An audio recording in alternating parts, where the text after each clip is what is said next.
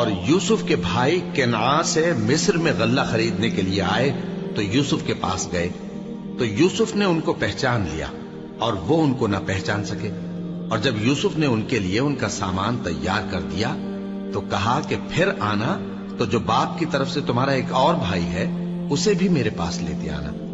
کیا تم نہیں دیکھتے کہ میں ناب بھی پوری دیتا ہوں اور مہمانداری بھی خوب کرتا ہوں؟ اب اگر تم اسے میرے پاس نہ لاؤ گے تو نہ تمہیں میرے ہاں سے غلہ ملے گا اور نہ تم میرے پاس ہی آ سکو گے۔ انہوں نے کہا کہ ہم اس کے بارے میں اس کے والد کو پھسلائیں گے اور ہم یہ کام کر کے رہیں گے۔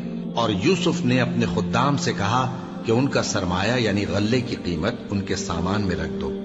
عجب نہیں کہ جب یہ اپنے اہل و عیال میں جائیں تو اسے پہچان لیں، اور عجب نہیں کہ یہ پھر یہاں آئے۔ بس جب وہ اپنے والد کے پاس واپس گئے تو کہنے لگے کہ ابا، ہمارے لیے غلے کی بندش کر دی گئی ہے، تو ہمارے ساتھ ہمارے بھائی کو بھیج دیجئے تاکہ ہم پھر غلہ لائیں اور ہم اس کے نگہبان ہیں۔ یعقوب نے کہا کہ میں اس کے بارے میں تمہارا اعتبار نہیں کرتا، مگر ویسا ہی جیسا پہلے اس کے بھائی کے بارے میں کیا تھا، سو اللہ ہی بہتر نگہبان ہے اور وہ سب سے زیادہ رحم کرنے والا ہے۔ اور جب انہوں نے اپنا اسباب کھولا تو دیکھا کہ ان کا سرمایہ واپس کر دیا گیا ہے۔ کہنے لگے، ابا ہمیں اور کیا چاہیے؟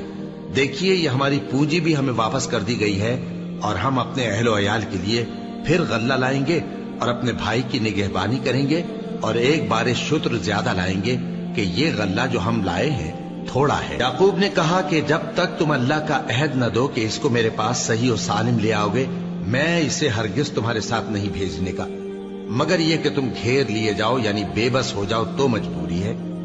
پس جب انہوں نے والد کو اپنا قول دیا تو یعقوب نے کہا کہ جو قول و قرار ہم کر رہے ہیں اس کا اللہ ضامن ہے، اور فرمایا کہ اے میرے بیٹو، ایک ہی دروازے سے داخل نہ ہونا بلکہ جدا جدا دروازوں سے داخل ہونا، اور میں اللہ کی تقدیر کو تو تم سے روک نہیں سکتا۔ بے شک حکم اللہ ہی کا ہے، میں اسی پر بھروسہ رکھتا ہوں، اور اہل توکل کو اسی پر بھروسہ رکھنا چاہیے۔ اور جب وہ ان مقامات سے داخل ہوئے جہاں جہاں سے داخل ہونے کے لیے ان کے والد نے ان سے کہا تھا، تو وہ تدبیر اللہ کے حکم کو ذرا بھی ٹال نہیں سکتی تھی۔ ہاں، وہ یعقوب کے دل کی خواہش تھی جو انہوں نے پوری کی تھی، اور بے شک وہ صاحب علم تھے، کیونکہ ہم نے ان کو علم سکھایا تھا، لیکن اکثر لوگ نہیں جانتے۔ اور جب وہ لوگ یوسف کے پاس پہنچے تو یوسف نے اپنے حقیقی بھائی کو اپنے پاس جگہ دی اور کہا کہ میں تمہارا بھائی ہوں، تو جو سلوک یہ ہمارے ساتھ کرتے رہے ہیں اس پر افسوس نہ کرنا۔ پھر جب ان کا اسباب تیار کر دیا تو اپنے بھائی کے تھیلے میں آپ خورا رکھ دیا۔ پھر جب وہ آبادی سے باہر نکل گئے تو ایک پکارنے والے نے آواز دی کہ قافلے والو، تم تو چور ہو۔ وہ ان کی طرف متوجہ ہو کر کہنے لگے کہ تمہاری کیا چیز کھوئی گئی ہے؟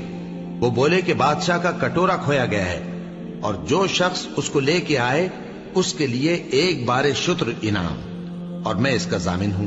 وہ کہنے لگے کہ اللہ کی قسم، تم کو معلوم ہے کہ ہم اس ملک میں اس لیے نہیں آئے کہ خرابی کریں اور نہ ہم چوری کیا کرتے ہیں۔ وہ بولے کہ اگر تم جھوٹے نکلے یعنی چوری ثابت ہوئی تو اس کی سزا کیا؟ انہوں نے کہا کہ اس کی سزا یہ کہ جس کے تھیلے میں وہ دستیاب ہو وہی اس کا بدل قرار دیا جائے، ہم ظالموں کو یہی سزا دیا کرتی ہیں۔ پھر یوسف نے اپنے بھائی کے تھیلے سے پہلے ان کے تھیلوں کو دیکھنا شروع کیا، پھر اپنے بھائی کے تھیلے میں سے اس کو نکال لیا۔ اس طرح ہم نے یوسف کے لیے تدبیر کی، ورنہ بادشاہ کے قانون کے مطابق وہ اپنے بھائی کو لے نہیں سکتے تھے، مگر یہ کہ اللہ چاہے۔ ہم جس کے چاہتے ہیں درجے بلند کرتے ہیں، اور ہر علم والے سے بڑھ کر ایک بڑا علم والا ہے۔